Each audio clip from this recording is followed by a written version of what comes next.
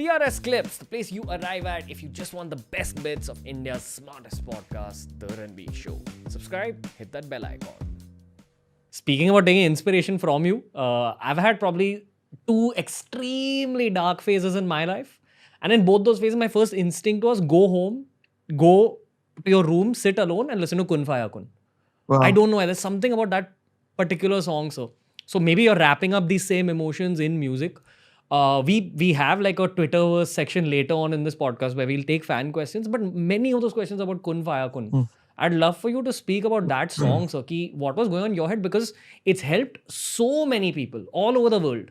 There's something even more elevated in that song compared to just the rest of the music in the world. So I'd love to know that story, sir.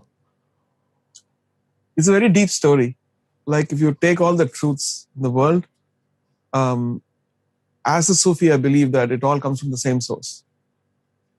Every message is from the same source, and it's two different tribes and different. They form different religions, different faiths, different way of life. Whether it's Africa, whether it's America, whether it's India, whether it's far. And so the politics of religion comes in. Hardcore people come in every religion. No religion is saved from that. But if you look at the core, we go deep in, there is a union there. Like Rumi says, there's a place beyond good things and bad things. I'll see you there. And what is that place he's talking? Because he's talking very metaphorically. Is that place where your heart and consciousness meet. So, the Kun Faya Kun comes from the Holy Book, and it says how God created the world. So when Imtiaz Ali and he said that, can we use this as a Qawwali? I said, I got shaken. I was like, what are you trying to do? Destroy me or what? Because it's the most sacred word from the Holy Book. And I don't want to do anything which would, corrupt or blasphemy. Pure faith, not about hardcore people trying to do stuff. For a true believer. He said, no, I won't do that. I'm careful. I'll be careful. I promise. I said, okay, I'll do it. So we all know, many faiths are all interconnected with commonalities. Commonality is about empathy. Commonality is about glorifying the Creator who's created all the stuff for us. We call them different names, different ideologies, different shapes and shapeless. But we all believe that above all that, there is a light. We all believe that light is with every one of us, whether we believe or not. And we are connected. And so I think that's one of the reasons why I kept telling my assistants the same, like, oh my God, everybody talks about this. Somebody from the West who don't understand a word of it is responding to it. And from India, every faith, like whether the Muslims, Christians, or anybody is responding to that, Hindus.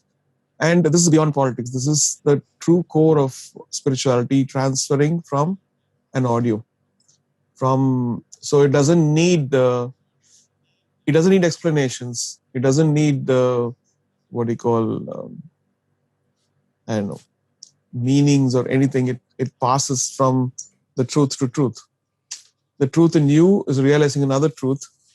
And beyond all the fabrications, beyond all the layers? I don't know. Yeah, beyond all the layers.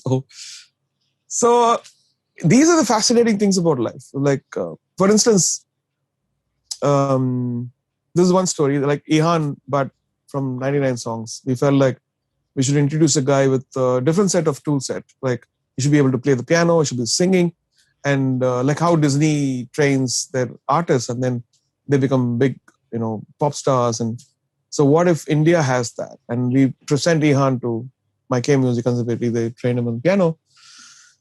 He sent him 1 month to Hollywood to learn about understated acting and all that stuff. He came back. And the movie finished. We waited last whole year for theatrical release. Patiently, he was in the low. And we gave him a piano. 2 weeks back, he comes and sings in tune. He sings Teri Nazar in tune. I feel like, oh my God, he's like a singer. He is almost 50% a singer. He just needs a little more coaching.